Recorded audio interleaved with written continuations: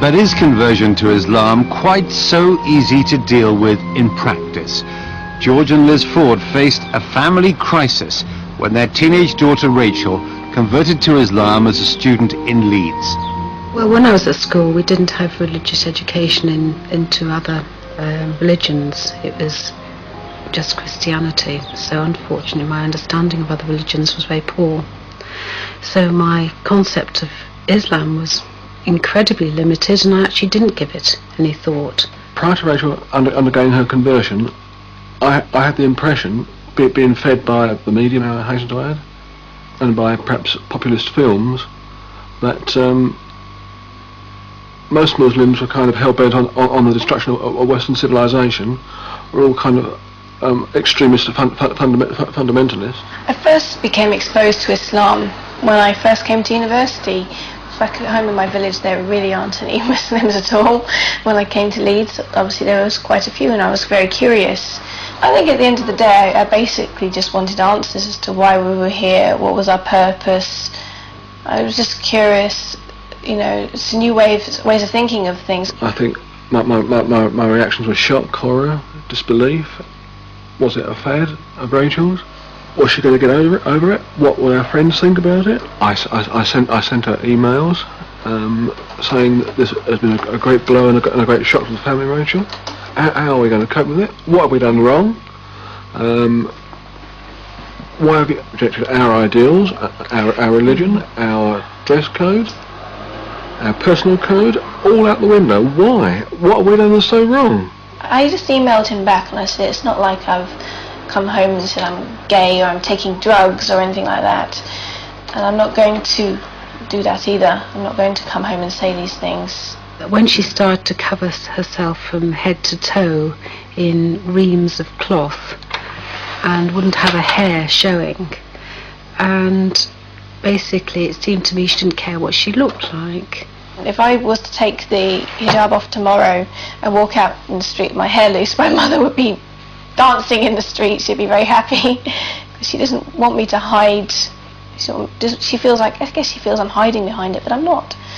I actually feel more secure. I feel that less people are staring at me for the wrong reasons. My main thought process was this: do we rip the family apart for the sake of religious dogma, or do we concentrate on our family and keep the whole aspect of family life together? We formed the point of view that the best line of action was to take was that we loved our daughter so much that we were prepared to not lose her and to accept her standpoint and her religious beliefs. When we go and see Rachel at university, it does seem strange. They know her as Latifah. They don't know her as Rachel.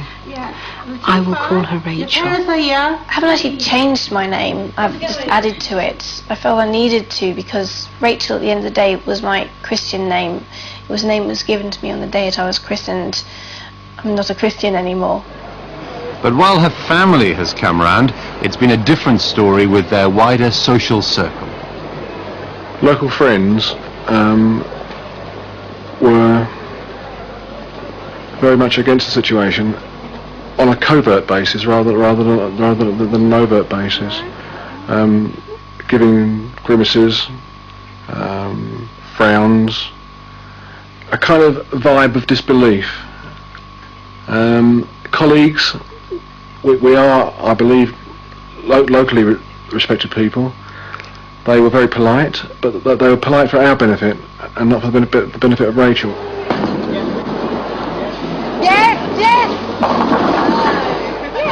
There was a time where we went out with a friend, a friend who unfortunately I won't class as a friend now, and she was certainly plied with alcohol, even though Rachel was, as a Muslim of course, does not drink, and she will not drink, and she asked for a Coke and it had something else in it. Definitely has something else in it. Things that have bothered me have been reaction of people that I do care about if they have been against it. When there was a family event a while back where I did feel that I was snubbed. I felt that my family was neglected as well because of me and what I had done. Frankly, this has now given me a very great insight into how minorities must feel. I've never been a minority. I've always been a majority, and to be on the other side of the fence has been a very cursory experience for me. I feel that they have been through a lot. I mean, it's a huge shock for them to have a daughter who's decided to change to a religion that they would see as so totally different to their own, even though it isn't, and they do understand that now. When Rachel did change and reject a lot of what we stood for, why was it our fault? Was it our fault? Well, now I can say no, it's not, because we did do our best. We're only human beings. And now we actually have a very forthright, intelligent, independent young lady as a daughter, and I'm so proud of her. But I can say that today, but probably last year, the year before, I would have been saying different things.